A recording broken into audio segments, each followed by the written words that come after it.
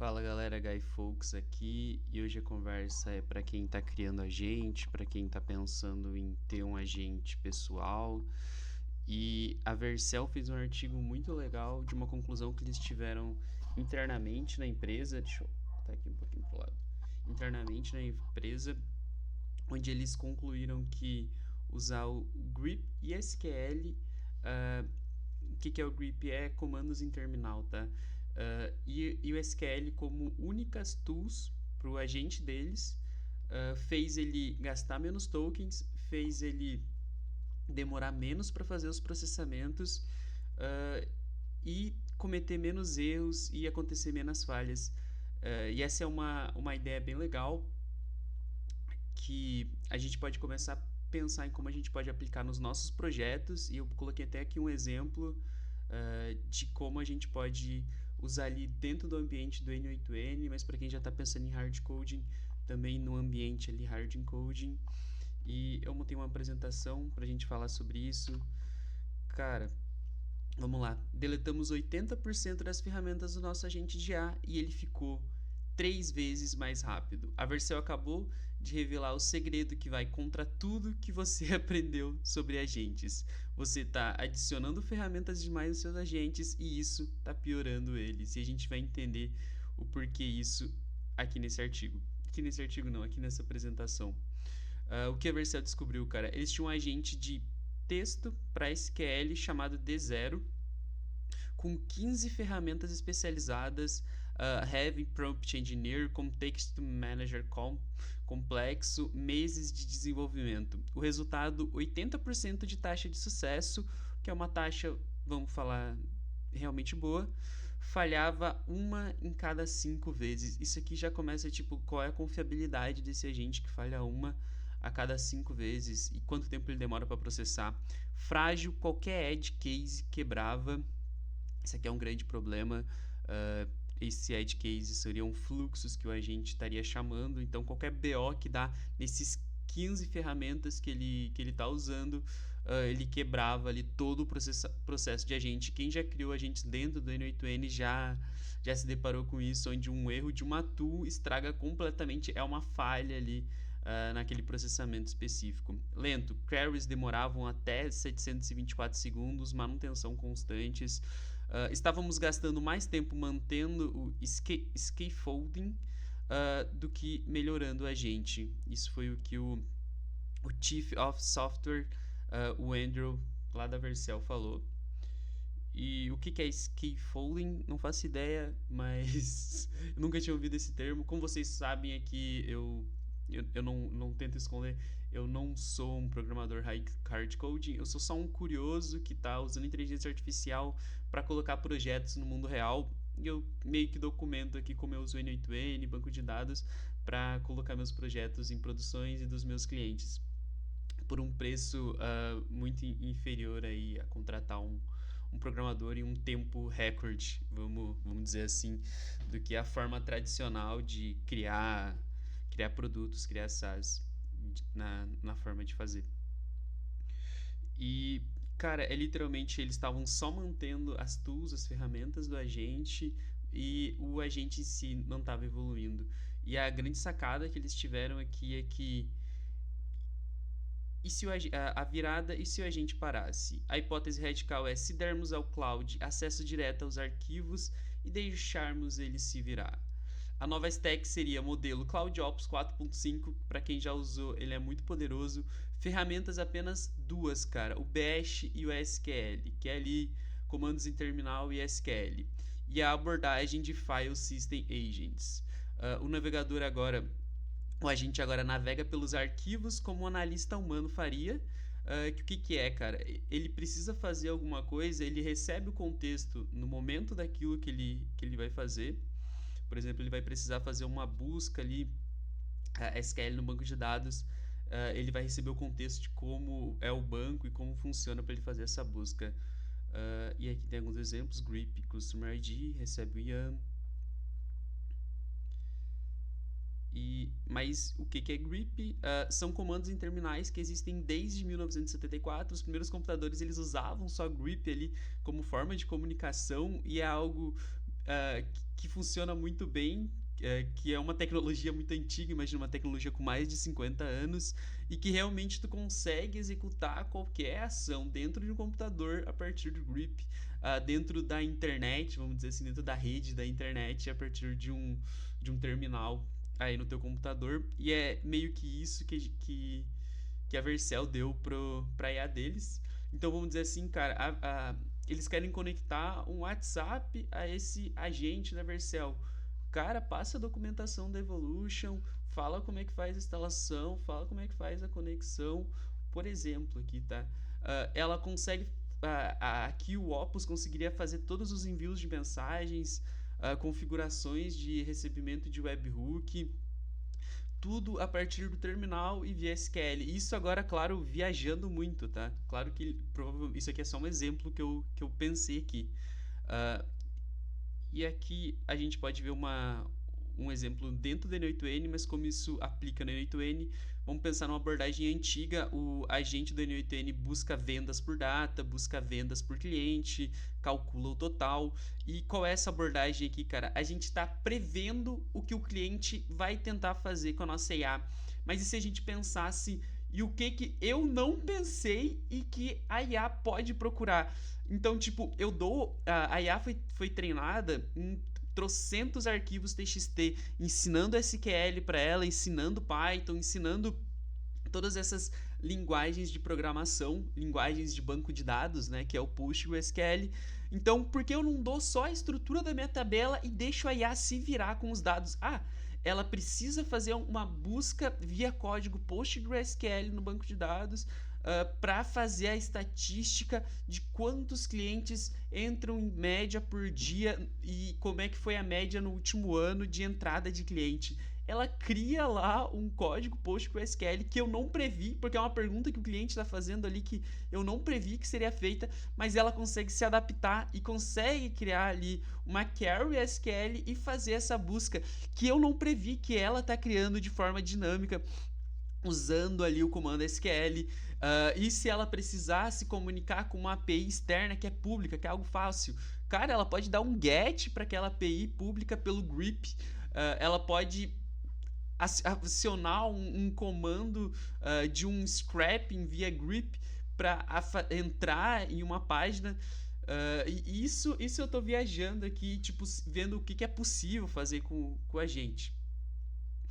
Então, nessa abordagem nova, a gente daria tu acesso a dados, que retorna o esquema do banco de dados mais exemplo, e a tu execute SQL. E por que a gente dá essa tu acesso a dados? Pensa o quão melhor o agente vai funcionar com tão menos contexto, e realmente ela só vai chamar a tu acessar dados quando ela for usar a tu SQL. E isso aqui é um aproveitamento de tokens absurdo e uma forma mais enxuta de tratar o banco de dados. E, cara, só de adicionar essas duas tools, como 80% das operações que tu vai usar num agente, que tu vai usar em qualquer sistema, vão ser CRUDs, simples. Então pensa, cara, tipo, o céu é o impossível é o céu com essa combinação, porque ela vai receber dinamicamente como é que funciona o teu banco de dados, e tu pode criar uma série de triggers que, tipo, quando é cadastrado tal coisa no banco de dados, vai ter tal ação,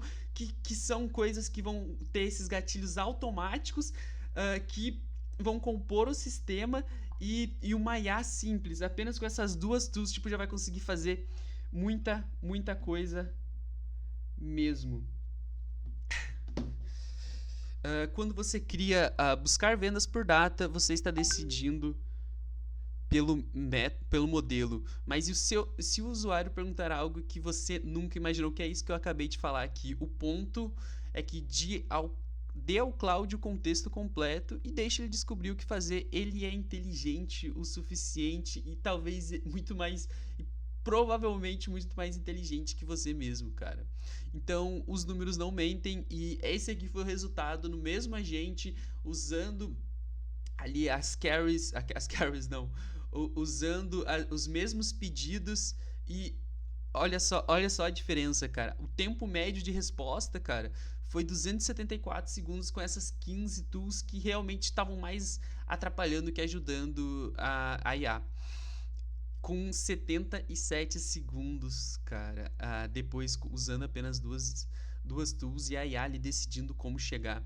A taxa de sucesso, que era de 80%, foi para 100% com as duas tools, o que é tipo, cara, que loucura. Deve ter, tipo, a cada 100 deve dar 1 ou 2 erros, porque provavelmente dá erros aqui. Tokens usados caiu drasticamente. E, cara, eu só imagino que tipo de processamento que essa IA faz aqui para ter um custo de 61k de tokens em benchmark com 5 carries representativas. Tá, tudo bem. Então aqui são 5 carries representativos. Então é a média das 5 carries. Perfeito. Passos médios 12 e aqui 7. 3,5% mais rápido, 37% menos tokens e 100% de rate. Pior caso antigo, a Carry 2 levou 724 segundos, 100 passos, 145 mil tokens e falhou. Mesmo a Carry no novo levou 140, na cara, 1/7 do tempo, 19 passos, 67 mil tokens, menos da metade e funcionou. Isso é insano. Eu entendo o conceito disso aqui, mas eu não estava aplicando, eu estava começando agora a aplicar algo parecido nos meus agentes e podem ter certeza que o próximo IA que eu criar, que vai precisar administrar o banco de dados, cara, vai ser tudo via contexto em texto, porque as IAs elas já estão muito inteligentes e elas não precisam de ferramentas prontas, as ferramentas precisam ser o mais personalizados possíveis, e quando a gente fala de carries SQLs, não existe coisa mais personalizada que carry SQL. Então, como aplicar isso hoje? O código deles é absurdamente simples, antes 15 ferramentas e depois 2 ferramentas, literalmente to execute command, que é o bash, e execute SQL. O segredo, arquivo YAML bem estruturado, nomenclatura consistente. Aqui o arquivo YAML é aquele arquivo que quando ela chama a tool, ela vai receber esse arquivo como contexto para entender como usar essa tool. Documentação clara dentro dos arquivos e deixar o modelo pensar sozinho, que realmente ele vai chegar nas mesmas conclusões que a gente chega. Traduzindo para o N8N, ao invés de criar 10 nodes de preparação, cria um node de code que dá ao cloud acesso ao contexto completo. Menos é mais. Então vamos lá, as 4 lições da Vercel. Não lute contra a gravidade, File System são uma abstração incrivelmente pronterosa e Grip tem 50 anos e ainda resolve o problema. É isso, cara. Dá pra fazer muita coisa com Grip, e ainda mais dando Grip e ensinando como ele usar, que na verdade não precisa ensinar porque o Opus 4.5 ele sabe e entende mais Grip do que tu mesmo. Você não confia no modelo, estamos restringindo raciocínio porque não acreditamos que ele conseguiria. Com o Opus 4.5 isso virou um problema. O cara sabe de tudo, o cara resolve tudo, cara. Quem usou o Opus consegue ver a virada de chave que está sendo agora nesse final de 2025 esse novo modelo. Eu até fiz um vídeo falando sobre o Opus 4.5, como ele tem impactado a minha vida em projetos reais e realmente me ajudando a tirar projetos dos meus clientes do papel. Eu vou colocar esse link desse último vídeo, ou acessa lá o meu canal, Guy Fawkes, e acessa o último vídeo que eu falo sobre o Opus 4.5. Documentação Tooling. O agente funciona porque os arquivos YAML eram bem documentados. Se seus dados são uma bagunça, dar acesso ao cloud não vai salvar. É isso, cara. Precisa de uma boa documentação ali, explicando como usar as tools do agente. Adição por subtração. Os melhores agentes podem ser os que têm menos ferramentas. Cada tool é uma escolha que você faz pelo modelo. Às vezes, ele escolhe melhor. Às vezes, tá? Às vezes. Situações específicas aí, a gente tá fazendo uma integração de CRM, e tu vai precisar fazer 1 ou 2 operações apenas no CRM, e tu não quer que a IA não tenha acesso ao resto da documentação, a mais nenhuma operação, tu não vai fazer um command bash para a IA chamar. Não vai fazer sentido. Tu vai seguir o que faz sentido, que é dar uma ferramenta fixa que ela chama com o ID do cliente, faz aquela operação. Não vamos complicar o nosso trabalho também. A virada. E se o agente parasse? A hipótese radical. Calma aí. Isso aqui eu tô passando para trás. A gente já viu. E aqui. O que fazer agora? Pare de criar ferramentas para cada edge possível, cara. Tipo, pare e pensa quando tu vai criar uma tool. Questione, o modelo realmente precisa dessa ferramenta ou eu estou pensando por ele? Comece com modelo, mais acesso de arquivo, mais objetivo claro. Adicione complexidade só quando provar que é necessário. Construa modelos que você terá em 6 meses, não para o de hoje. É realmente modelos que vão se adaptar. O modelo que ele consegue acessar o teu banco de dados, cara, tu vai ter uma mudança no banco de dados, é muito simples de atualizar essa tool. É só tu dar o contexto de como é que tá funcionando o teu banco de dados hoje. Diego, daí eu vou fazer processos de pagamento, eu vou dar assinatura para clientes, cara, por isso que a gente tem uma coisa muito simples nos fluxos que a gente consegue controlar, a gente pode bloquear quando for tentar fazer um write ou um delete no banco de dados e é relacionado a pagamento.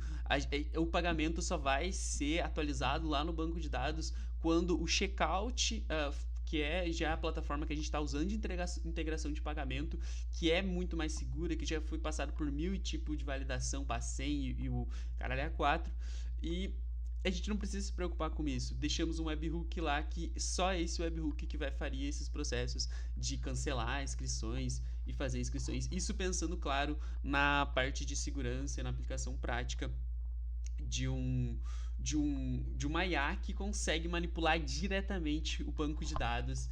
E essa infraestrutura, essa forma de pensar, eu achei que só eu tinha pensado em algo assim, em criar agentes SQL, mas, cara, agentes SQL são muito mais adaptativos e, com certeza, criando agentes que conseguem manipular diretamente o SQL no longo prazo, os sistemas que tu vai criar, a manutenciabilidade deles vai ser muito mais fácil de ser feita de acordo com as atualizações. E acabou a apresentação. Eu achei que ia ter aqui, mas é isso aí, galera. Gostei muito de falar aqui sobre esse conteúdo. Me interessei muito porque é algo que eu vou aplicar agora nos próximos projetos de agentes de IA. Se vocês gostaram do vídeo, ativem o sininho, se inscrevam aqui no canal e deixa eu aumentar aqui.